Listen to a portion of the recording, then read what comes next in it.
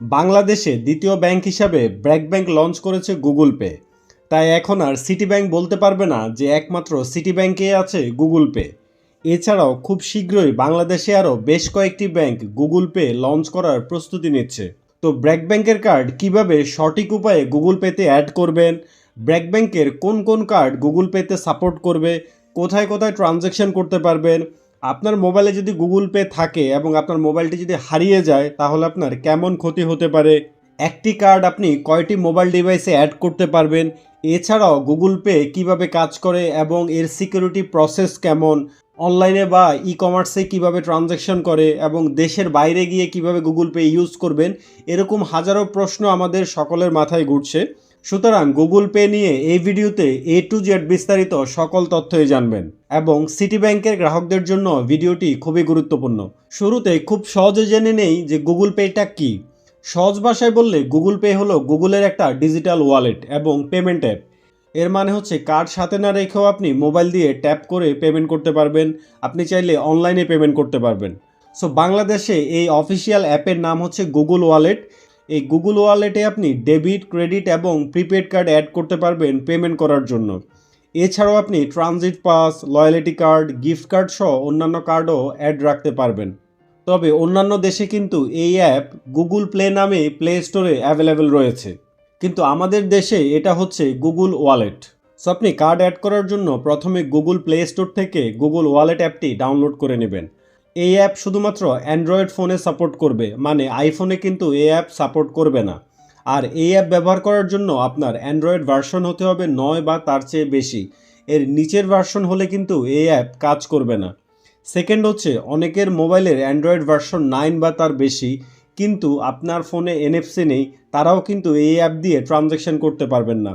অর্থাৎ আপনি চাইলে কিন্তু ওয়ালেটে কার্ড অ্যাড করতে পারবেন, কিন্তু এনএফসি না থাকাতে এই কার্ড দিয়ে আপনি ট্রানজ্যাকশন করতে পারবেন না।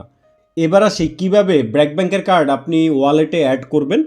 গুগল ওয়ালেট অ্যাপটি ওপেন করে প্লাস আইকনে ক্লিক করবেন, তারপরে পেমেন্ট কার্ড অপশনে সিলেক্ট করবেন।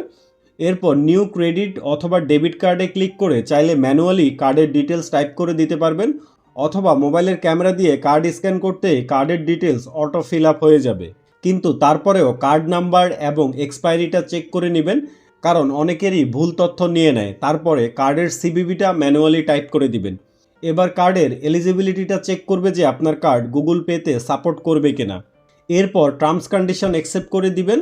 কার্ড ডিটেলস প্রসেসিং হতে কয়েক সেকেন্ড টাইম লাগবে। এখানে একটা কথা বলে দিচ্ছি, এই মুহূর্তে আপনি শুধুমাত্র ব্র্যাক ব্যাংকের ভিসা ক্রেডিট কার্ড এবং ভিসা প্রিপেড কার্ড আপনি গুগল ওয়ালেটে অ্যাড করতে পারবেন। কোনো ডেবিট কার্ড এবং কোনো মাস্টার ক্রেডিট কার্ড আপনি এখনই গুগল ওয়ালেটে কিন্তু অ্যাড করতে পারবেন না।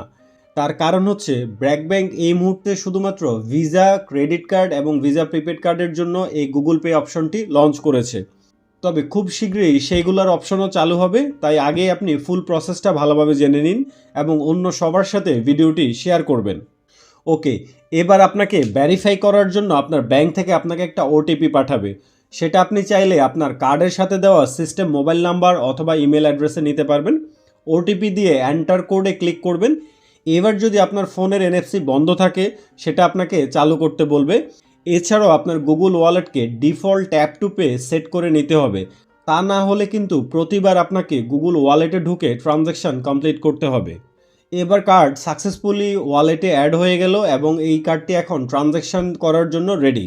আপনার ওয়ালেটে যদি একাধিক কার্ড থাকে তাহলে আপনি স্লাইড করে কার্ডগুলো দেখতে পারবেন এবং কোন কার্ড থেকে পেমেন্ট করতে চান সেটা চাইলে আপনি ডিফল্ট সেট করে নিতে পারবেন। যেমন আমার এখন সিটি ব্যাংকের কার্ড ডিফল্ট সেট করা আছে, আমি সেটাকে চেঞ্জ করে ব্র্যাক ব্যাংকের কার্ড ডিফল্ট সেট করব।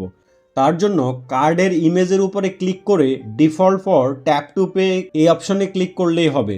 তার মানে হচ্ছে এখন আমি পজে ট্যাপ করলে আমার ব্র্যাক ব্যাংকের কার্ড থেকে ট্রানজ্যাকশন হবে। আর আপনি চাইলে আপনার একটা কার্ড আপনি ডিফারেন্ট ডিভাইসও অ্যাড করতে পারবেন। সো আপনার যদি 2টা 3টা 4টা বা 5টা মোবাইল ডিভাইস থাকে, আপনি একটা কার্ড কিন্তু সেই 5টা মোবাইল ডিভাইসেই কিন্তু অ্যাড করে রাখতে পারবেন। সো এখানে কিন্তু বেশ কিছু অপশন রয়েছে, এগুলো একটু আপনাদেরকে বলে দিচ্ছি। সো প্রথমে উপরে যেটা দেখতে পাচ্ছেন যে ভার্চুয়াল অ্যাকাউন্ট নাম্বার, সো এটার মানেটা কি আমি একটু পরে বলে দিচ্ছি, এটা অবশ্যই খেয়াল রাখবেন। সেকেন্ড যে অপশন এটা হচ্ছে অ্যাক্টিভিটি। এর মানে হচ্ছে আপনি গুগল ওয়ালেট দিয়ে আপনি ট্যাপ করে যতগুলো পেমেন্ট করবেন লাস্ট 30 দিনের হিস্ট্রি আপনি এখানে দেখতে পারবেন। এর পরের অপশনটা হচ্ছে কার্ড ডিফল্ট টু সেট, এটা আমি আগেই বলেছি, অর্থাৎ কোন কার্ড থেকে পেমেন্ট করতে চান সেটা আপনি এখান থেকে সেট করে দিতে পারবেন। এরপর আপনি চাইলে কার্ডের নিকনেমও সেট করে দিতে পারবেন, যেমন আমার এটা হচ্ছে ব্র্যাক ব্যাংকের কার্ড, সো আমি চাইলে কিন্তু এখানে এডিট করে ব্র্যাক ব্যাংকের নাম লিখে দিতে পারি। কিভাবে পেমেন্ট করবেন সেটাও আপনি এখান থেকে জানতে পারবেন। এছাড়াও আপনি যদি কোনো প্রবলেম ফেস করেন আপনি চাইলে ব্র্যাক ব্যাংকের কল সেন্টারও এখান থেকে কল দিতে পারবেন। এবং লাস্ট যে অপশনটা, এখান থেকে আপনি চাইলে এই কার্ডটি রিমুভ করতে পারবেন, আবার চাইলে নতুন করে এই কার্ডটি আপনার অ্যাডও করতে পারবেন। তো আমাদের কার্ড অ্যাড করা কমপ্লিট। এবার চলুন আপনাদেরকে পেমেন্ট করে দেখাই যে এই গুগল পে এই অ্যাপ দিয়ে কিভাবে ট্রানজ্যাকশন করতে হয়। জেনারেলি এই গুগল পে অ্যাপ দিয়ে আপনি যে কোনো এনএফসি পজে ট্যাপ করে পেমেন্ট করতে পারবেন। অর্থাৎ আপনার এনএফসি ক্রেডিট বা ডেবিট কার্ড আপনি যখন কোনো এনএফসি পজের কাছে নিয়ে ট্যাপ করেন সাথে সাথে কিন্তু ট্রানজ্যাকশনটা হয়ে যায়। সো এটাও কিন্তু সেম, জাস্ট আপনার মোবাইল ডিভাইসটা আপনি পজের কাছে নিয়ে ট্যাপ করতে হবে। তো এবার চলুন আপনাদেরকে কিছু ট্রানজ্যাকশন করে দেখাই। এই যে এখানে আমি 1 টাকার একটা অ্যামাউন্ট দিলাম, দিয়ে আমি জাস্ট কার্ডটা ট্যাপ করলাম, ট্যাপ করার সাথে সাথে ট্রানজ্যাকশন হয়ে গেল। অর্থাৎ 5,000 টাকার নিচে যে কোনো অ্যামাউন্টে আপনি ট্রানজ্যাকশন করতে চান আপনি জাস্ট ট্যাপ করলেই হবে, আপনার কোনো সিকিউরিটি প্রসেস নেই, অর্থাৎ কোনো কার্ডের পিন বা কোনো কিছুই দেওয়া লাগবে না, ইনস্ট্যান্ট ট্রানজ্যাকশন হয়ে যাবে। তবে ট্রানজ্যাকশন করার সময় অবশ্যই আপনার ফোন আনলক করা থাকতে হবে, কারণ আপনি যতক্ষণ আপনার ফোনটি আনলক না করবেন আপনার ট্রানজ্যাকশন কিন্তু সাকসেস হবে না।